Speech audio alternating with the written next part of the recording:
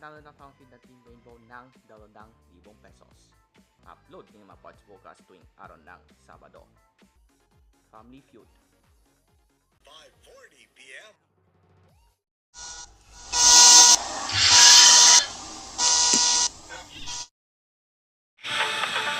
Welcome to my episode that is called Nagmamano pa. That's okay.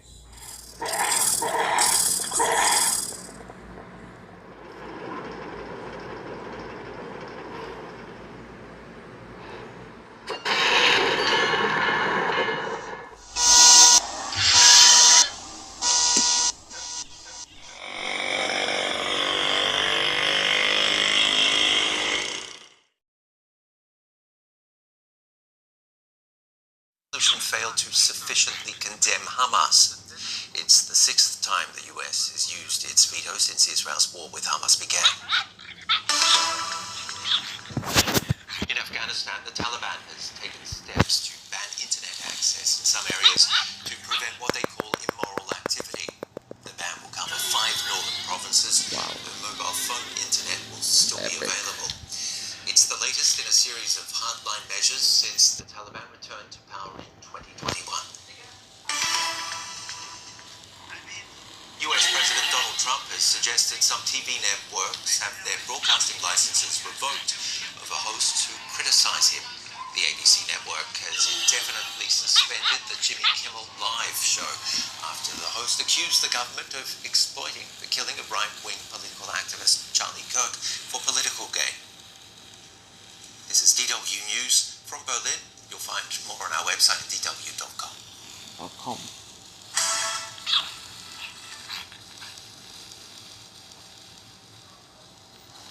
From Reuters TV, U.S. at 6:16 p.m. today. 6:16 p.m. today. Today, the pulling of Jimmy Kimmel's show draws criticism Reuters from TV. both sides of the political aisle. NVIDIA's $5 billion investment in Intel gives the struggling company a lifeline. RFK Jr.'s vaccine panel recommends a change to the children's schedules. And protesters in France call for an end to austerity measures. It's Friday, September 19th. This is Reuters World News, bringing you everything you need to know from the front lines in 10 minutes, 7 days a week. I'm Tara Oakes in Liverpool. Tara Oakes in Liverpool.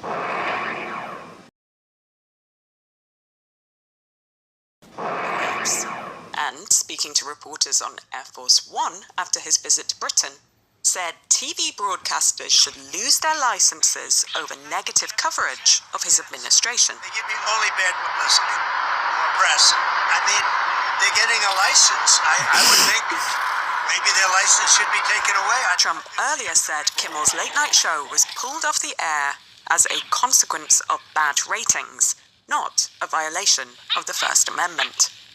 ABC's decision to pull the show has added fuel to a national debate over free speech. Our reporter Dawn Chmielewski says it's generated some criticism from people you might not think of as supporters of a late-night host. So it's gotten a range of really interesting responses. The people who have stepped forward are perhaps not those who you think of as natural allies. Conservative commentators like Ben Shapiro, Tucker Carlson, and Barry Weiss have all stepped forward in defense of the First Amendment. Ben Shapiro actually had some really thoughtful remarks about this. He said, look, the FCC has muddied the waters here by threatening to revoke the license of a television station for airing programming that it finds objectionable. That opens the door to political opponents eventually retaliating against conservative commentators at some point in the future. He said, this sort of cuts both ways. So this is a sort of theme that reverberated among conservative commentators who saw the potential harms of this down the road. U.S. opposition to this resolution will come as no surprise. It fails to condemn Hamas or recognize Israel's right to defend itself, and it wrongly U.S. diplomat Morgan legitimizes Ortegas false narratives vetoing a benefiting draft Hamas UN Security Council resolution for a Gaza ceasefire, a lifting of restrictions on aid into the enclave, and the release of all Israeli hostages. It's the sixth time the US has cast a veto. They could advance on central and western Gaza City, where most of the population is sheltering. Phone and internet lines were cut off for several hours across most of the Gaza Strip yesterday, signaling a potential escalation in ground operations. Now to a surprising development in the tech industry. Nvidia is throwing its weight behind Intel and investing $5 billion in the struggling chipmaker. The news comes just weeks after the US government took a 10% stake in Intel, a rare move to help shore up America's tech sector. Tech reporter Stephen Nellis says the deal gives Intel a shot at relevance in the AI race. I think the initial reaction here is to think that Intel is getting more here because, let's be honest, the company does need capital, and Intel is also getting to ride on the success of NVIDIA in the AI markets. But I think it's important to remember that NVIDIA is getting something out of this too. They've made stabs at making the same category of central processor that Intel has made, and they've hit some real limit. They have not conquered all of the business-to-business markets and government computing markets that they probably could, in part because Intel still dominates there. So while on the one hand it's tempting to think that Intel is getting everything out of this deal, and it's helpful to remember that even in its diminished state as of late, Intel still has this huge software ecosystem and customer base that NVIDIA has been struggling to crack and is now going to get access to with some interesting combined products. Stephen says the deal signifies that big companies are still vulnerable as some of their crucial parts are made outside the US. What Intel really needs to straighten out its business is a big customer.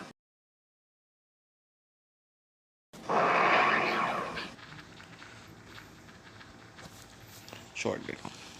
Childhood vaccination schedules.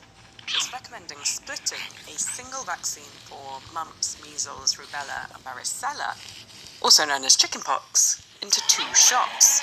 The votes are the first from Health Secretary Robert F. Kennedy Jr.'s 12-member advisory committee on immunization practices, and come as he's moving to remake US vaccine policy. Our global health and pharma editor in New York, Michelle Gershberg, explains. The U.S. vaccine advisors have recommended that parents should only be offered 2 shots. One that combines measles, mumps, and rubella, and then the second one for chickenpox.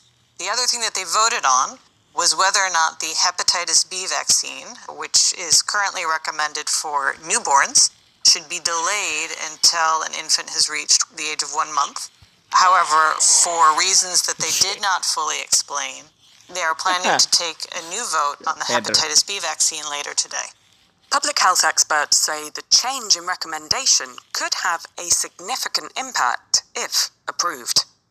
That will have impacts in terms of insurance coverage. We still have to figure that out completely. And that will have impact on what families are being told when they bring their child in for immunization. It is already possible to choose to split this up into 2 vaccines, and many families do that. But for families who would prefer to have fewer trips to the pediatrician's office, and the concern is that that means it will not be available to them.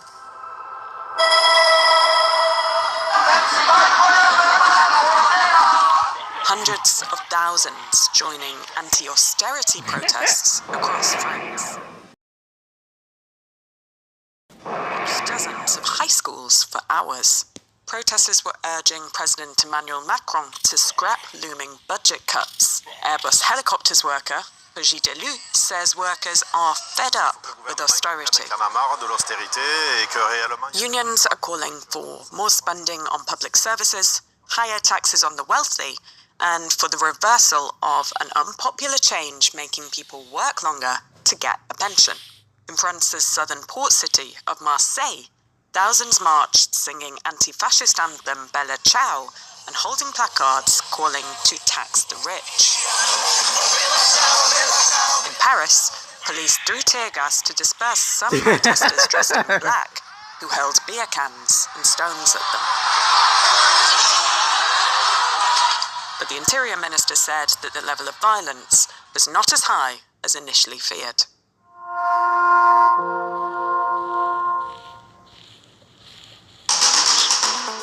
And it's Friday, so we'll close the pod with a recommended listen for you. It's tomorrow's episode of our long-form On Assignment podcast, looking back at 10 years since then Chancellor Angela Merkel said Germany could handle a large influx of migrants, and how migration policy has changed in Europe since. You'll be able to catch that episode tomorrow wherever you get your podcasts.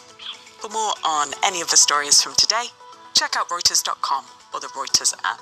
Don't forget to follow us on your favourite podcast player, and if you're listening on a smart speaker, just ask for the latest news from Reuters, 7 days a week.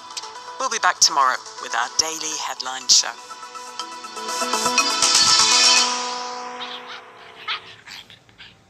That's it for your news updates. To see more stories, open Google News.